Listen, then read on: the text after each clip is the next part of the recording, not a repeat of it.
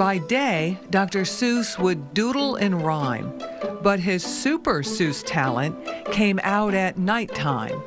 As all the world slept, the good doctor crept, grabbing palette and brush, painting masterpieces hush hush.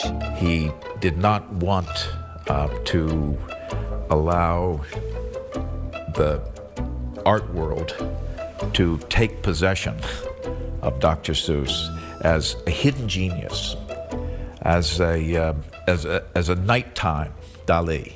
Dartmouth College English professor Don Pease shares the secrets in his biography on Dr. Seuss, chronicling his life and legacy. Since one of the most significant moments in his life took place at Dartmouth, that is, he developed the pseudonym Seuss while he was a student working on the humor magazine here, I felt profoundly invested in working out the relationship between his life and his art.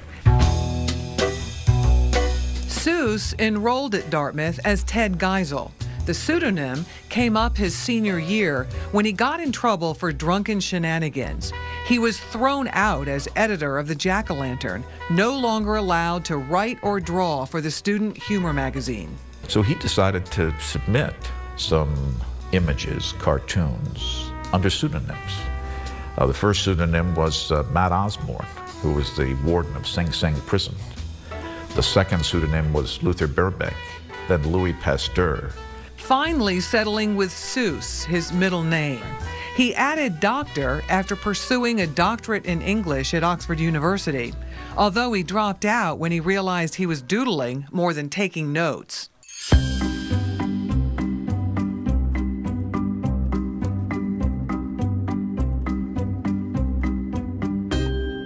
His pen name is scrawled on nearly 50 whimsical children's books he wrote and illustrated in his lifetime. Some of his sketches and private notes on display in this traveling exhibit at the Desian Gallery in Natick, Massachusetts. This is huge. We're probably only one or two galleries in the Northeast that has ever had this. The previously private artwork shows a side of Dr. Seuss most readers of his books have never seen. This is the Midnight Collection, the secret art of Dr. Seuss.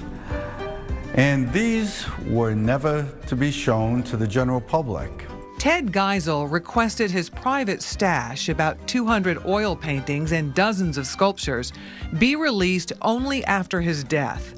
The exhibit showcases reproductions, the Seuss estate authorizing a limited number for sale. The 3D sculptures, his earliest works, look like they jumped right out of his books. And in Winter Carnival here at Dartmouth, he loved to create animals that then became the basis for the unorthodox taxidermy. Geisel made the paintings after dark, purely for pleasure.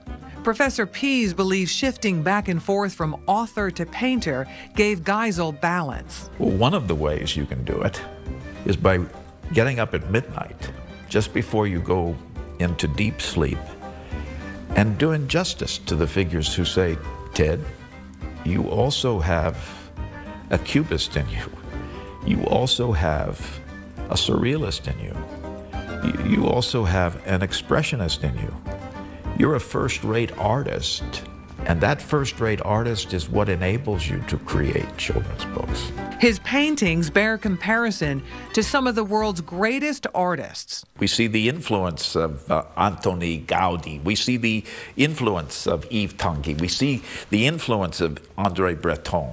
But Geisel was disenchanted with the fine art world, wanted no part of it. He disliked the snobbery, even set out to prove its conceit by hanging his painting, Green Cat and Lights, next to his front door.